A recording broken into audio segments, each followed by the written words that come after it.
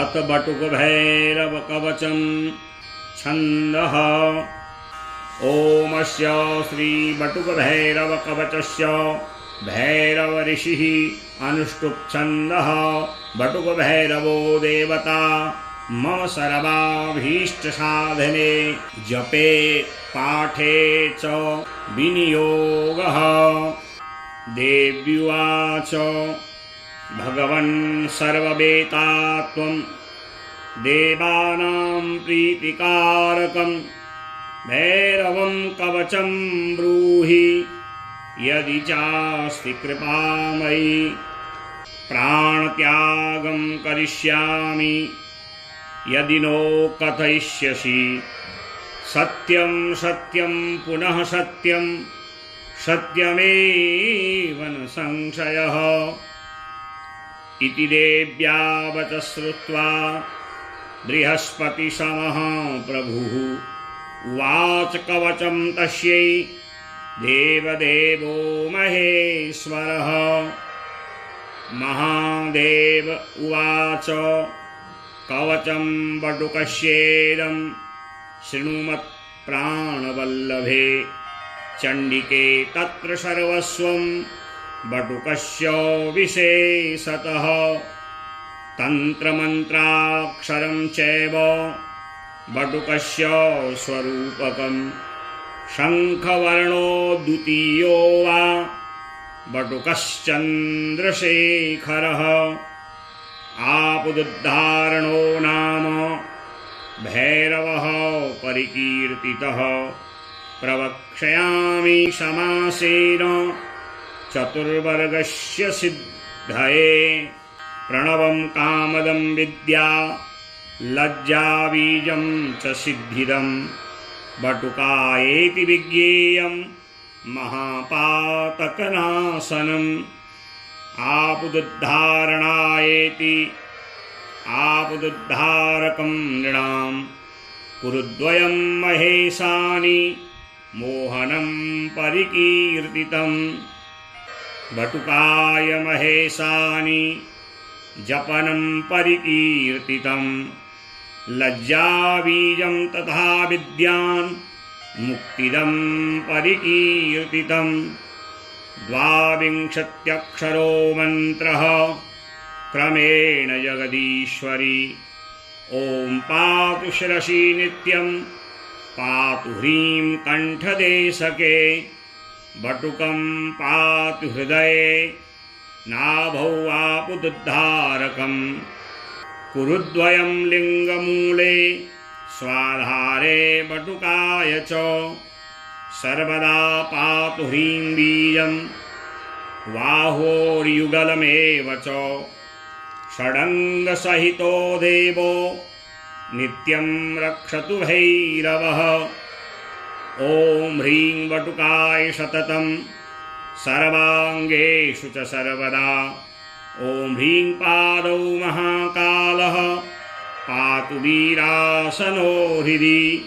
ॐ ह्रीं महाकालः शिरः पातु कण्ठदेशे तु भैरवः।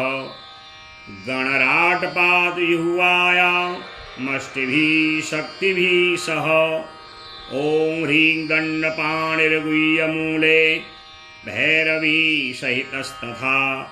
ॐ ह्रीं ललितभैरवः पातु अष्टभिः शक्तिभिः सह। ॐ ह्रीं विश्वनाथः सदा पातु सर्वाङ्गे मम सर्वदा। ॐ ह्रीं अन्नपूर्णा सदा पातु चांशो रक्षतु चण्डिका। अशिताङ्गः शिरः पातु ललाटे रुरुभैरवः। चण्डभैरवो वक्त्रं तु कण्ठं श्रीक्रोधभैरवः। हृदि उन्मत्तमः पातु कपाली बाहुयुग्मके। नाभो भीषणः पातु लिङ्गे संहारभैरवः। हंसबीजं पादयुग्मे सोऽहं रक्षतु हस्तयोः। प्राणापानौ समानं च उदानं व्यानमेव च। रक्षतु द्वारमूले च दशदिक्षु समन्ततः प्रणवः पातु सर्वाङ्गे लज्जाबीजं महाभयम् इति श्रीब्रह्मकवचं भैरवस्य प्रकीर्तितं चतुर्वर्गप्रदं नित्यं स्वयं देवप्रकाशितं यः पठे शृणुयाद्वापि भैरवं कवचं परं सदानन्दमयो भूत्वा लभते परमं पदम् यश्चैनं धारयेद्देवी कवचं मन्मुखोदितं कोटिजन्मार्जितं पापं विनश्यति च तत्क्षणात् जलमध्येऽग्निमध्ये वा दुर्गमे शत्रुसङ्कटे कवचं स्मरणात् देवी सर्वत्र विजयी भवेत् भक्तियुक्तेन मनसा कवचं पूजयेद्यदि कामतुल्यस्तु नारीणां रिपूणां च यथोपमः यस्य पादाम्बुजद्वन्द्वं राज्ञां कुटभूषणं तस्य मूर्तिं विलोक्येव कुबेरोऽपि तिरस्कृतः अस्य विज्ञानमात्रेण सर्वसिद्धिर्न संशयः इदं कवचम् अज्ञात्वा यो जपेद्वटुकं नरः न प्राप्नोति फलं तस्य परं नरकमाप्नुयात् मन्वन्तरत्रयं स्थित्वा तिर्यग्योनिषु जायते यः लोके महारोगी दारिद्र्येण प्रपीडितः शत्रूणां वशगो भूत्वा करपात्री भवेज्जडः देयं पुत्राय शिष्याय शान्ताय प्रियवादिने यो दद्यादपरीक्षेभ्यः तस्य नश्यति सत्वरम् आयुर्विद्या यशो धर्मं बलं चैमनसंशयः लक्ष्मीपुत्रकलत्रादि धनधान्यादिसम्पदः श्रीकालीतन्त्रे हरगौरीसंवादे शिवविरचितं बटुकभैरवकवचं बटुकभैरवकवचेन भैरवः प्रीयताम्। श्रीबटुकभैरवाय नमः। आपदुद्धारकबटुकभैरवस्तोत्रम् ध्यानम् करकलितकपालः कुण्डलीदण्डपाणिस्तरुणतिमिरनीलव्यालयज्ञो ववीति क्रतुसमयसपर्या विघ्नविच्छेदहेतुर्जयति बटुकनाथः सिद्धिदः साधकानाम्। ॐ भैरवो भूतनाथश्च भूतात्मा भूतभावनः क्षेत्रज्ञ क्षेत्रपालश्च क्षेत्रदः क्षत्रियो विराट् श्मशानवासी मांसाशी खरपराशी मखान्तकृत् रक्तपः पानपः सिद्धः सिद्धिदः सिद्धिसेवितः कंकालः कालशमनः कलाकाष्ठा तनुः कविः त्रिनेत्रो बहुनेत्रश्च तथा पिङ्गललोचनः शूलपाणिः खड्गपाणिः कंकाली धूम्रलोचनः अभीरुर्भैरवीनाथो भूतपो योगिनीपतिः धनदो धनहारी च धनवान् प्रीतिभानवान् नागहारो नागपाशो व्योमकेशः कपालभृत् कालः कपालमाली च कमनीयः कलानिधिः त्रिलोचनो ज्वलन्नेत्रस्त्रिशीखी च त्रिलोकपः त्रिनेत्रतनयोडिम्भः शान्तः शान्तजनप्रियः बडुको बभ्रुकेशश्च खड्वाङ्गवरधारकः भूताध्यक्षः पशुपतिर्भिक्षुकः परिचारकः धूर्तो दिगम्बरः शूरो हरिणः पाण्डुलोचनः प्रशान्तः शान्तिदः शुद्धः शङ्करः प्रियबान्धवः अष्टमूर्तिर्निधीशश्च ज्ञानचक्षुस्तपोमयः अष्टाधारः षडाधार सर्पयुक्तः शिखीश्वरः भूधरो भूधराधीशो भूपतिर्भूधरात्मजः कंकालधारी मुंडी च नागयज्ञोपवीतकः द्रह्मणो मोहनस्तंभी मारणः क्षोभणस्तथा शुद्धो नीलाञ्जनप्रख्यो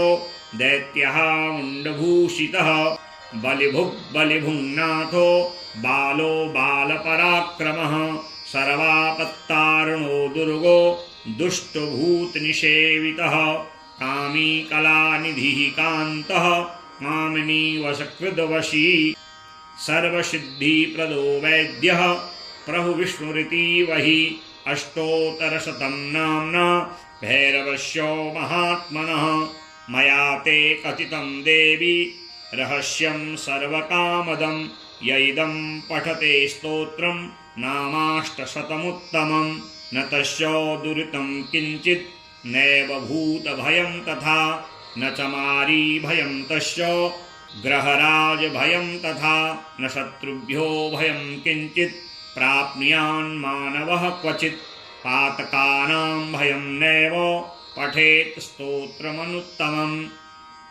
मारीभये राजभये तथा चौराग्निजे भये औत्पादिकभये चैव तथा दुःस्वप्नजे भये बन्धने च तथा घोरे पठे स्तोत्रमनुत्तमं सर्वं प्रशममायाति भयं भैरवकीर्तनात् एकादश सहस्रेस्तु पुरःशरणमुच्यते यस्त्रिसन्ध्यं पठे देवी संवत्सरमतन्द्रितः ससिद्धिमाप्नुयादिष्टां दुर्लभोऽपि च मानवः षड्मासात् भूमिकामस्तु जपित्वा प्राप्नुयान् महीं राजशत्रुविनाशार्थं पठन्मासाष्टकं यदि रात्रौ वा जपेत् देवी नाशयेत् सर्वशत्रुकान् जपेन मासत्रयं मर्त्यो राजानं वशमानयेत् धनार्थी च सुतार्थी च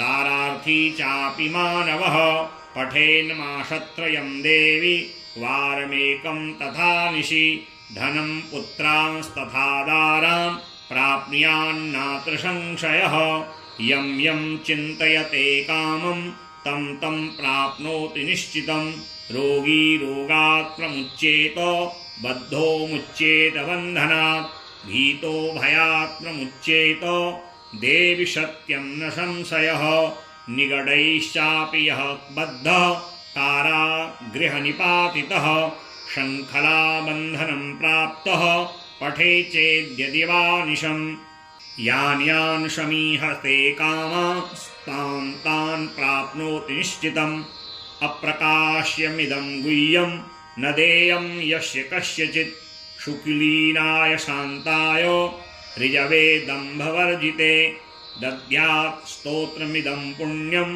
सर्वकामफलप्रदम् इति श्रुत्वा ततो देवी नामाष्टशतमुत्तमं सन्तोषं परमं प्राप्य भैरवस्य महात्मनः भैरवस्य प्रसन्नाभूत् सर्वलोकमहेश्वरी भैरवस्तु प्रहिष्टोऽभूत् सर्वज्ञः परमेश्वरः जजाप परया भक्त्या सदा सर्वेश्वरेश्वरीं श्री रुद्रयामले ईश्वर पार्वती संवादे बटुकभैरवस्तोत्रेण बटुकभैरवः प्रीयताम्। इस प्रकार जो बटुक भैरव जी की उपासना में बटुक भैरव जी के 108 नामों का उच्चारण करते हैं। 11,000 पाठ बटुक भैरव स्तोत्र के करते हैं। उनको सभी प्रकार के फलों की प्राप्ति होती है। पुत्रहीन को पुत्र, धनहीन को धन, राज्यहीन को राज्य प्राप्त होता है। घोर शत्रु, आपदा, संकट, रोग, भय में पड़ा हुआ व्यक्ति और कारागार में डाला गया व्यक्ति यदि विधिवत भैरव जी के नाम का उच्चारण कर 108 नाम इस अष्टोत्तर शतनाम स्तोत्र का 11,000 बार जो पाठ करते हैं या इस स्तोत्र को कानों से श्रवण करते हैं, भैरव जी उनके समस्त संकल्पों को, मनोरथों को पूर्ण करते हैं। इसमें किसी प्रकार का कोई संशय नहीं है। स्वयं मेरु पर्वत में विराजमान होकर के भगवान शिव माँ पार्वती को भैरव जी के इस स्तोत्र के रहस्य को विस्तार पूर्वक बताते हैं और कहते हैं कि हे देवी, ये अत्यंत गोपनीय भैरव जी का रहस्य है, इसको योग्य शिष्य सुपात्र को ही प्रदान करना चाहिए। हरि ओम तत्सत, हरि ओम तत्सत, हरि ओम तत्सत।